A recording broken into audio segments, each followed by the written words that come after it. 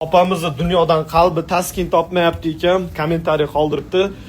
Dunyoda qanaqadir muammo bormi? Ayol kishida qanaqadir muammo bormi? Обязательно kim aybdor bilasizlarmi? Erkak kishi aybdor. Boshqa hech kim emas, o'zi emas, ni в коем случае faqat erkak kishi aybdor bo'ladi. Shunchaki bir oddiy video qildim, kayfiyatim yaxshi bo'lgani uchun 2 haftadan beri endi uyga keldim. Shunda ham kommentariy qoldiribdi. Nimaga siz hech g'amingiz yo'q, maza qilib yurasiz? Hamma erkaklar shunaqa.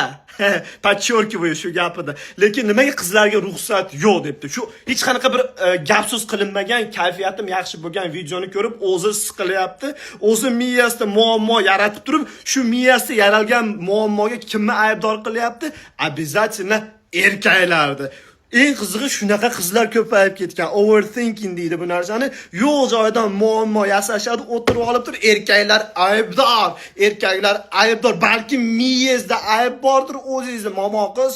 Shuning uchun ham men hech kim bilan отношения qilmayman, chunki men bunaqa narsalar chidolmayman. Yo'q joydan ayblov qiladigan bo'lsa meni pashol naxuy deyman shu joyda o'zida. Menga kerak emas muammo. Undan ko'ra o'zim xursand bo'lib, ota-onam deb yurganim yaxshi. Hozirgi qizlar ruslarda bir ajoyib gapi bor. Родился, побыл виноватым и умер degan. Ya'ni o'zbekchasiga tug'ilding, aybdor bo'lding umring mobaynida va o'lding. Bu erkaklarga tegishli. Ya'ni nimaki qilmasin yoki nimaki qilsin ham baribir ayollarda, hozirgi zamondagi ayollarda tushunchasi bo'yicha erkak kishi aybdor.